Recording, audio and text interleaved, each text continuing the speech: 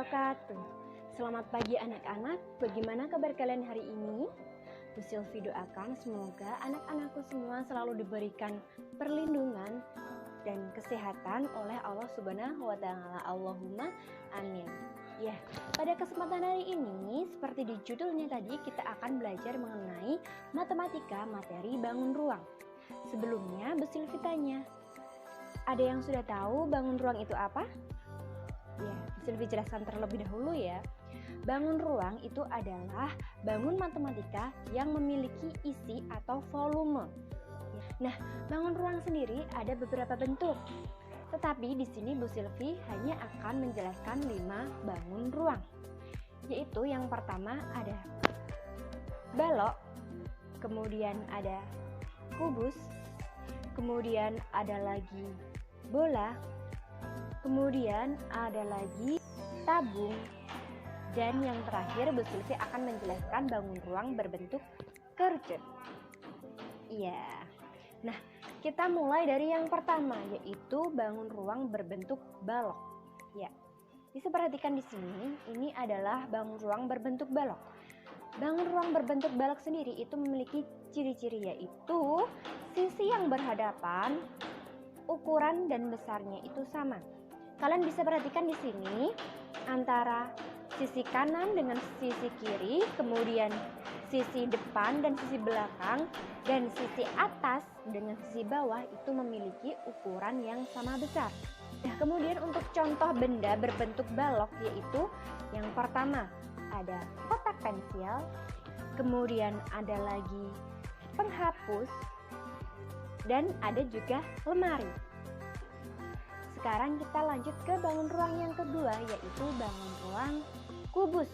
Ya, kita bisa perhatikan di sini, ini adalah bentuk bangun ruang kubus.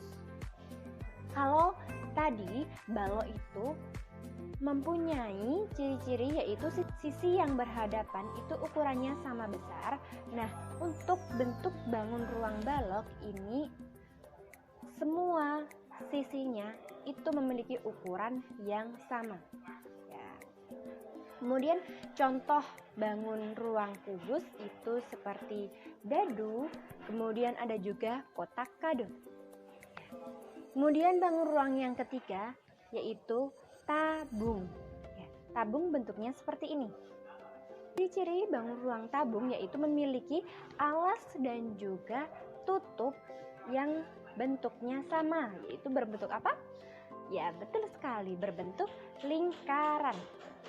Kemudian contoh bangun ruang berbentuk tabung yaitu misalnya ada drum minyak, kemudian ada lagi kotak susu, kemudian ada gelas juga bisa, dan yang terakhir adalah botol minum berbentuk tabung. Untuk selanjutnya yaitu bangun ruang berbentuk bola. Bangun ruang bola itu hanya memiliki satu sisi. Contohnya itu seperti ada bola tenis, kemudian ada juga bola sepak. Dan yang terakhir, bangun ruang kelima yaitu bangun ruang berbentuk kerucut. Ya, ini adalah bangun ruang berbentuk kerucut. Ciri-cirinya adalah alasnya itu berbentuk lingkaran dan alasnya itu runcing. Ya, itu adalah ciri-ciri bangun ruang berbentuk kerucut. Sedangkan contohnya sendiri yaitu misalnya di sini ada caping, kemudian ada topi ulang tahun, kemudian ada lagi contong es krim. Ya. Nah, itu merupakan bentuk bangun ruang, ciri-cirinya dan contoh dari bangun ruang tersebut. Selanjutnya, coba perhatikan gambar yang akan Bu Silvi tampilkan berikut ini. Nah, sekarang kalian amati benda-benda yang ada di dalam kamar berikut. Nah, Bu Silvi akan meminta kalian untuk menunjukkan contoh bangun ruang yang akan Bu Silvi sebutkan. Yang pertama yaitu, manakah contoh bangun ruang yang berbentuk balok? Ya, betul sekali. Almari adalah contoh bangun ruang balok. Kemudian yang kedua, manakah benda yang ada di dalam ruangan tersebut yang menunjukkan contoh bangun tabung? Ya, tempat sampah adalah contoh bangun ruang berbentuk tabung. Yang selanjutnya, carilah benda yang merupakan bentuk bola. Ya, di sebelah tempat tidur ada bangun atau ada benda yang berbentuk bola. Kemudian yang terakhir, manakah di dalam ruangan tersebut yang merupakan contoh bangun ruang kubus? Benar, yaitu ada kotak yang ada di atas tempat tidur berbentuk kubus.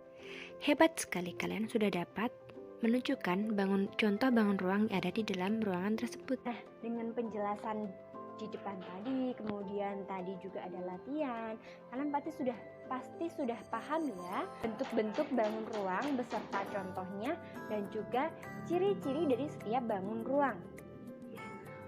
Selanjutnya, Bu Silvi akan memberikan tugas yang harus kalian kerjakan di rumah. Ini dia tugasnya.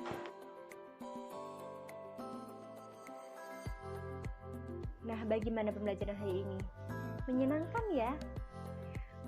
Jika nanti di antara kalian masih ada yang belum paham, kalian bisa mengulangi lagi video berikut, atau kalian bisa bertanya langsung kepada orang tua kalian atau bertanya langsung kepada guru kalian masing-masing. Bu Silvi cukupkan sekian pembelajaran hari ini. Semoga apa yang kita pelajari hari ini dapat dimengerti dan dipahami anak-anak.